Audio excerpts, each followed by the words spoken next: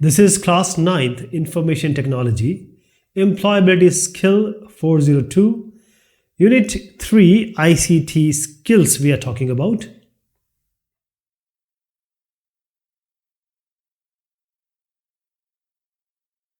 Basic computer operations. So we'll start with computer. It is related to laptops and tablets and today's smartphone. But the basic understanding, computer has two parts. Computer system has two parts. If you take the name of computer and just leave R, it means compute. That is some mathematical, some analytical, some relational, some logical computing it will do. What it is trained for, or what are the parts or hardware it is be equipped with, okay, for it is trained or equipped with. So computer computes, in a simple word, it does your work easily. So computer consists of two parts. One is hardware, the other one is software. Hardware is that part that you can touch, you can see also, and you can touch also, like the monitor, like the keyboard, like the CPU, like the processor, like the wires, like the SMPS, like the mouse. Everything you can touch, USB device, everything you can touch. These are all hardware, or you can say all the electronic thing are hardware. And now comes the software. Now software is that ware which is soft. What does it mean? It means you cannot touch it. You can only feel experience. This software it's a program. Software are programs. It is written in C, C++, Java, Python, assembly language. So this software will make the hardware work.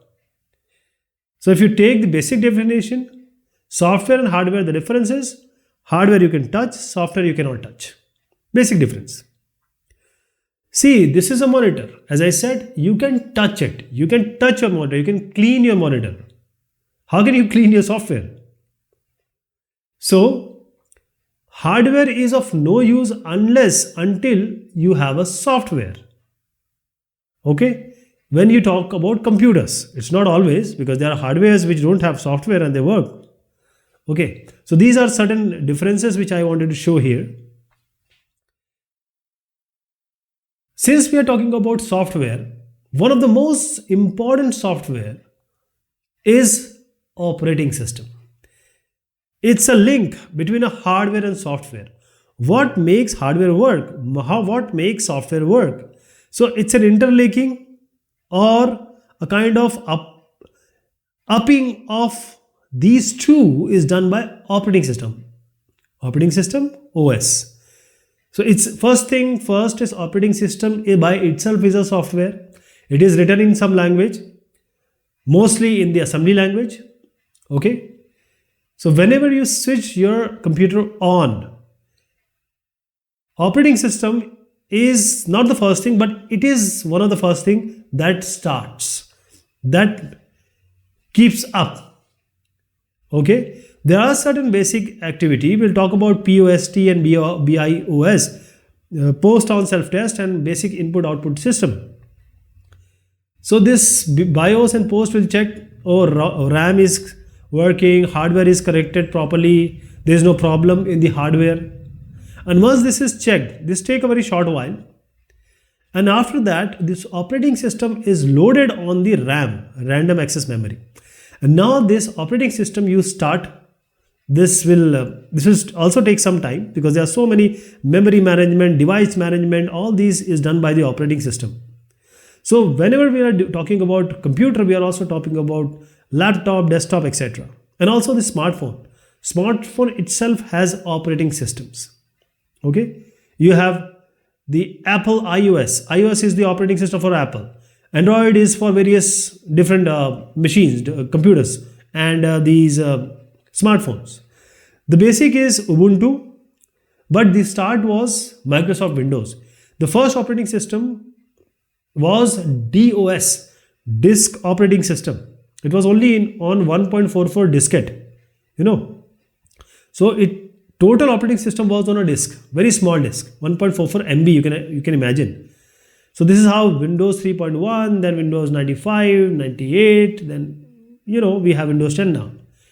Then Ubuntu. Ubuntu is basically the Linux based operating system, which has come operating system free, open source. Then we have a Mac OS.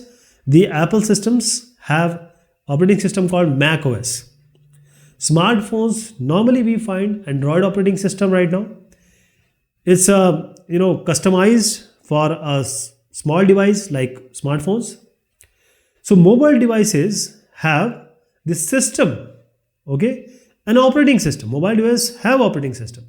As I just suggested, iOS for Apple, Android in different. This is also backed by Google. Google is a very big company. So all the computer applications or software or programs like your browser, you deal with www, World Wide Web, through websites. You can open websites here. You can play games. You can have office tools for your editing like PowerPoint, like Excel, like Access, like your Word, the most widely used office tool. These are all software programs. They are written in certain language, programming language. Okay. So there has to be a in between which take care of hardware and software together, and that is the operating system, the linking software or the key software, main software.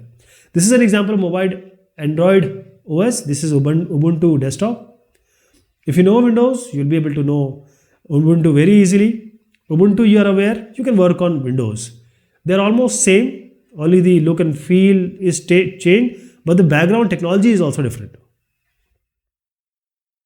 When a computer is being started, what do? You just press a button and then everything starts. Now let me take an example.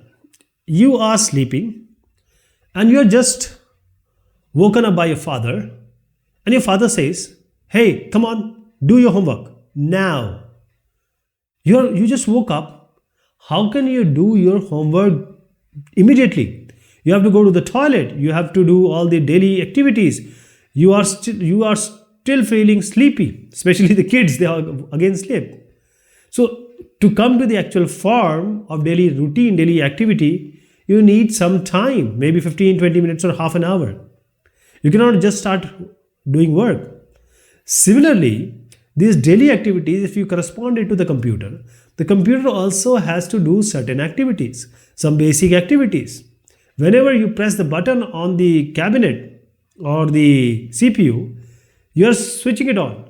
So there are certain basic processes and functions that computer do. Before a user like you and me can give instructions, and the computer can get, or the operating system can receive the instruction and do the work accordingly. To start a computer, the power button, as I said, on CPU you switch. This will start the operating system. It can be any operating system. And then it will display the desktop on the monitor, your screen. This can be Windows, this can be Ubuntu. So there are certain work like the memory check, like the hardware check. Everything is done. If you open your operating system, there is ROM. In ROM, the POST and BIOS are stored. For example, if you just take an example of Dell. If your computer is of Dell, the screen will come for Dell. If the computer is of HP, the first screen will come as HP. How does Dell and HP comes? This is because there is a program by Dell company stored on that ROM, and that ROM is basically responsible for your computer to go on, to check the hardwares, to do all the basic activity before even the operating system can be loaded on the random access memory, that is RAM. See, if you switch on your computer, there will be 6 beeps. 6 beeps means RAM is not working. So before the hardware can work properly, only then the operating system will go up. Otherwise, operating system will never load. There will be the problem being shown to you. Oh, there is a problem in RAM. First fix the RAM and then come. In the RAM, if it is working properly, the RAM will itself have a space for OS. This OS will be loaded in the RAM, and then things will get the way you want. So this toilet and breakfast, all this is when computer wakes up, it goes up to certain screen where you can start working. There are certain basic functions performed when a computer starts. It can be a laptop, it can be a tablet, it can be a smartphone even.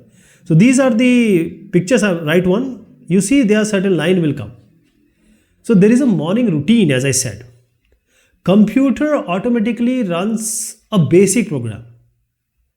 Nobody will tell you do toothpaste or brush your teeth or go to the toilet. Nobody will say you. You have to go by yourself. It is all, everybody needs.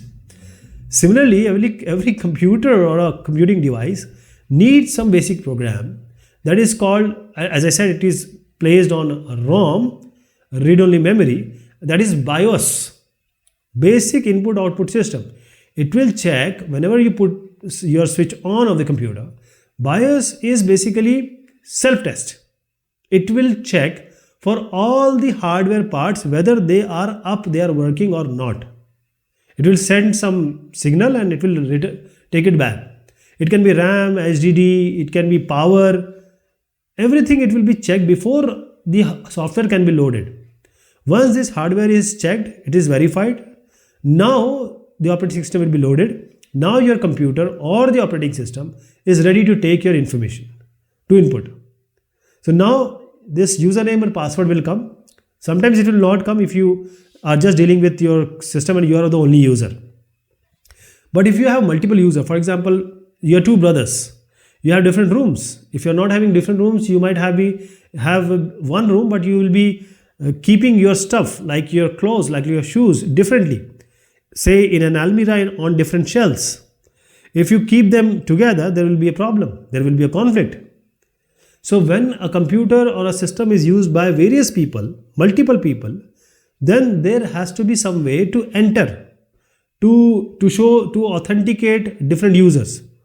Because everyone will have different files, folders, everyone needs their privacy, their space. Okay? The way you keep your shoes and clothes in a different way, your brother is keeping. In computer, you have a different place. So in order to access that, in a computer you have login ID and password. So these three people have different login IDs and password. Login is to go inside, ID is a proper identification, and password is for authentication and verification. For example, two people, they have different keys for their room, right? Similarly, you have key for computer entrance. You have a proper ID and password, and these are unique to you. The combination will be checked by the operating system. Okay, this is the first person. The second person will come with a unique ID and password. The third person will do the same. Okay. So this is a way the computer does or act, or the software checks for you to enter and the other person to enter, and keep your spaces differently, keep your work differently, in a different way, in a separate space is provided. This is how you sign in Windows. This is an example picture is showing. You are being authenticated only when you have correct username and password. If the fourth person is coming, he will register. He will also create his own username and password, and then fourth person can also enter. So when you log in, as I just suggested, the computer knows that you are authorized to use this computer. So you are an authorized person. And now it will allow you to work in your personal space. Right? For a person A, and A is username, B is password. The second person C is username, D is password.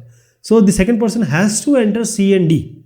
If he enters C and say X, it will not allow, computer will not allow, operating system will not allow to enter, to make him enter, to allow him to enter. So the other person can, if he is using if I give you my username password, you can always enter. Okay. So the operating system first, if you are working on a multiple computer which is used by multiple people, if you're working yourself, you don't need username and password. You can always, you cannot have any login ID. It's just used by yourself. Once you are done, what will you do?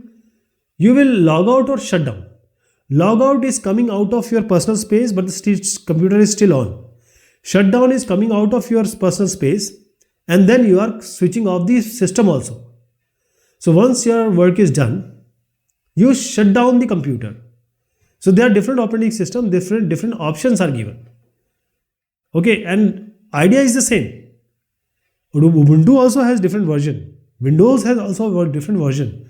The way of logging off and way of shutting down are similar, in a way different, but they are similar. So there is, if you are working in Ubuntu systems, at the top right, shutdown is there. Logout is just coming out of your login, not shutting down the computer. Okay, the other person will do the same. You have to log out, then only other person can enter. And here you see, you can also shut down. Sometimes there is something you need to do, you can restart the computer also. Okay, operating system will close all the application and turn off your computer if you do the shutdown. Shutdown is basically switching off the machine. Okay, using the keyboard, this we are going to take in the next discussion. Okay, till then, thank you so much. Take care of yourself.